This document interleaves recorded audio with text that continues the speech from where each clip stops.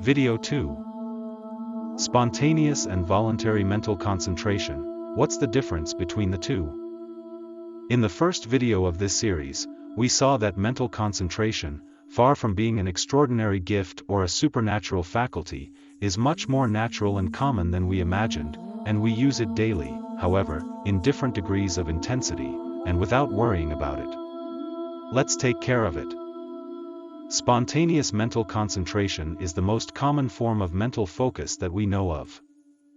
In the first video, we also saw that hackers, athletes and draftsmen make use of spontaneous mental concentration to improve their talents. That is, they are not aware of the mental laws that they put into operation, they simply let themselves be guided by a lively interest and a strong desire for success that result in a powerful prolonged attention that is nothing more than unconscious voluntary mental concentration. Spontaneous mental concentration is actually a lower degree of voluntary mental concentration, but it is exactly the same faculty.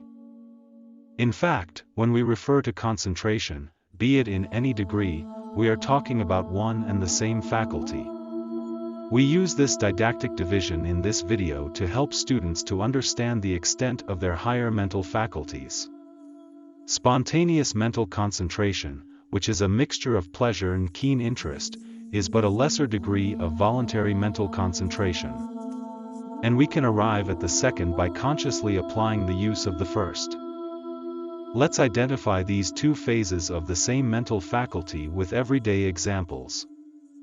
A para-athlete, for example, is a typical model of the manifestation of voluntary mental concentration because, in addition to the enormous desire for social inclusion, he seeks, within himself, an enormous strength to overcome. And it is precisely this strength, this unbreakable desire to overcome difficulties that leads him to develop another very important faculty, and which we are all already endowed with, willpower. In this method you will find all the theoretical basis you need to develop a mental concentration that borders on genius.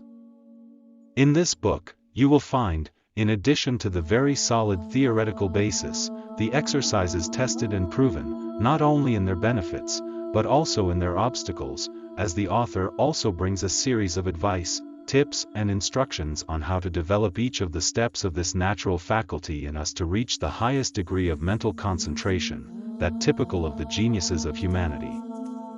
As we said before, a para-athlete is our greatest example of overcoming our limits. If he can, so can we. Where does this powerful overcoming force come from in para-athletes? That enormous and unbreakable desire to overcome their limits, if not from within themselves? They pull from within themselves that overcoming power capable of nullifying their physical limitations to conquer their rightful space among men considered healthy and perfect. Our apparent state of physical perfection generates complacency, which brings with it a gigantic mental atrophy. It is a tough observation and, at the same time, a good ear pull on each of us, since our apparent state of physical perfection leads us, without a doubt, to a self-indulgence that also generates a powerful mental atrophy. In other words, we stop using our latent higher potentials to conform to the common perception of things. We are mentally amputated, but by our own decisions and choices. Another typical example of this mental atrophy is the habit of using a calculator, even for the simplest calculations.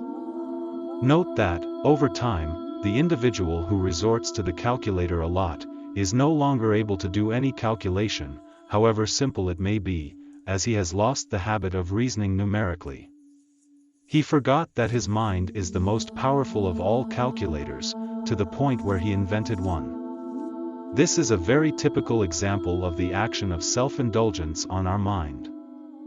There are no privileged beings in terms of superior gifts or talents, there are only those who privilege themselves for their efforts and personal merits. Like the para-athlete, we are all endowed with the same overcoming force, the same will that drives us toward success and victory. It is from this will that voluntary mental concentration is born, that is, that faculty by which we deliberately determine the degree of concentration that we wish to manifest in any subject, even if it does not arouse in us the slightest pleasure or interest, as it happens in the case of spontaneous mental concentration.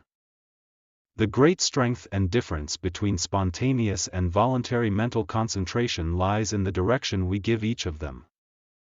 So far we have managed to establish the difference between spontaneous mental concentration and voluntary mental concentration. In the first, we let ourselves be carried away by our interests and pleasures, and they are the ones that nullify the sensation of time and, for this reason, we do not feel time goes by. In the second case, we place our mental focus wherever we want, regardless of whether this object, person or situation gives us pleasure or interest.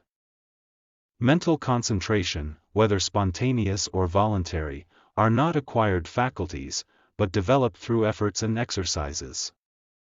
Note carefully that we never use the verb acquire when referring to our innate superior gifts and talents.